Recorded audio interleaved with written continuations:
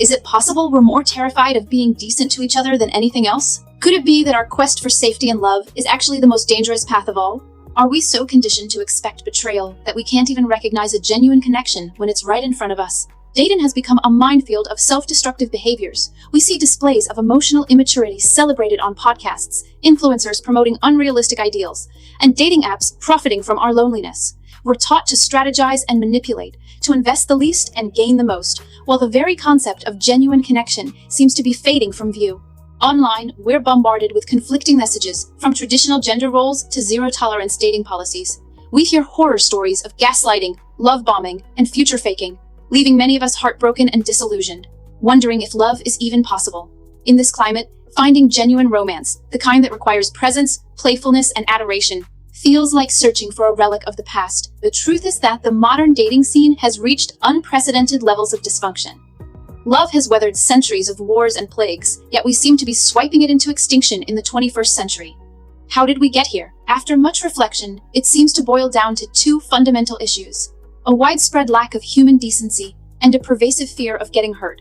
This combination is toxic. When people are afraid, they're willing to abandon their morals. And in a world where self-preservation is paramount, ignorance has been replaced by suspicion and guardedness. For the first time in history, we are hyper-aware of the lengths people will go to get what they want.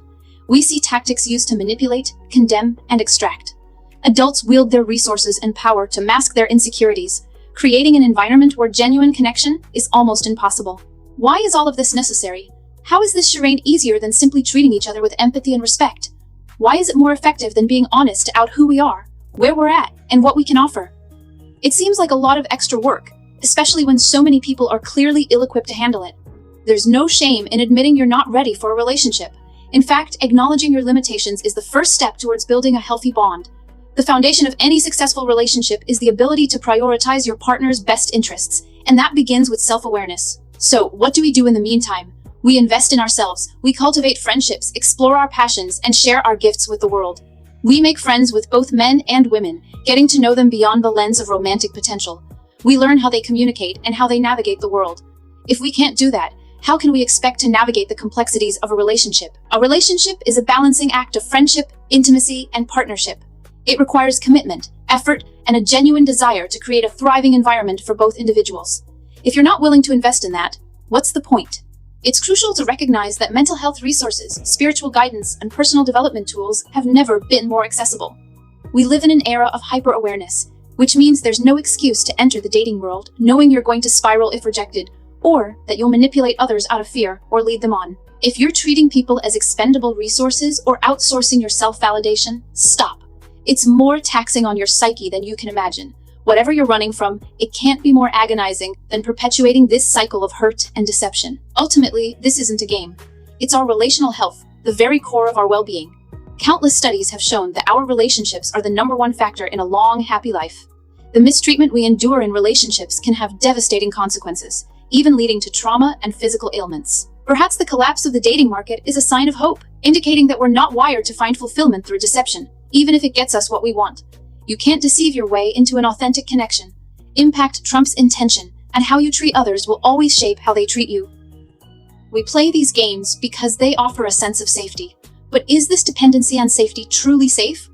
No matter how strategic you are, there's always a risk of being hurt. The more we run from pain, the more it chases us.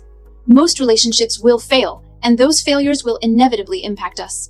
Even if you play the game perfectly and land your dream partner, it's just the beginning. How long can you maintain a facade? Relationships have a way of exposing our true selves, and once that vulnerability is revealed, it can't be taken back. So why not start with genuine connection? Genuine interaction builds trust, compassion, and a mutual desire to understand each other. It creates a loving container for our vulnerabilities. Even without considering morality, being decent is the best strategy because it preserves our integrity. Our hearts may break, but our souls remain open. If you're stuck in a cycle where your vices are functional, remember that your virtues will eventually be needed. Consider the quest of Mizu in Blue Eye Samurai, who nearly became the monster she sought to destroy. If you make your love inaccessible, hiding it in a fortress of fear, will you ever find your way back to it? And if you do, will you still be capable of love? It's not worth losing yourself to find someone else safely, only to resent them for the journey. These bonds still come with their challenges. Love isn't effortless, but But it should still feel good, and it should never compromise your goodness. If you've preserved your goodness, acknowledged your faults, and worked on them, it's almost your duty to nurture that quality. So many open-hearted people feel alone in this space, to the point of turning into the very people that hurt them just for some company. Become wise about who can nurture this quality further and who can't. Self-respect will do just fine. The dating scene may be a purgatory for those who choose fear as their path to love. Their individual state creates their perception of the collective experience, which is one of danger from which they need to protect themselves.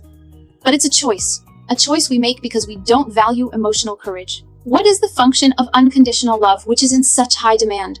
It is the perfect front for seeming like and getting the benefits of an emotionally courageous person. Because you're the one that's introducing this concept of giving without expectation and accepting someone without any terms, when it's actually a setup to get them to agree to give you absolute permission to act from fear without any consequences. It's genius because if you slip up and they call you out, you can shame them into excusing your behavior on the grounds that they promised to love you unconditionally. It's a vulnerability standoff that is creating this dynamic because nobody wants to go first. What do? We deprive ourselves of meaningful connection instead of choosing volatility.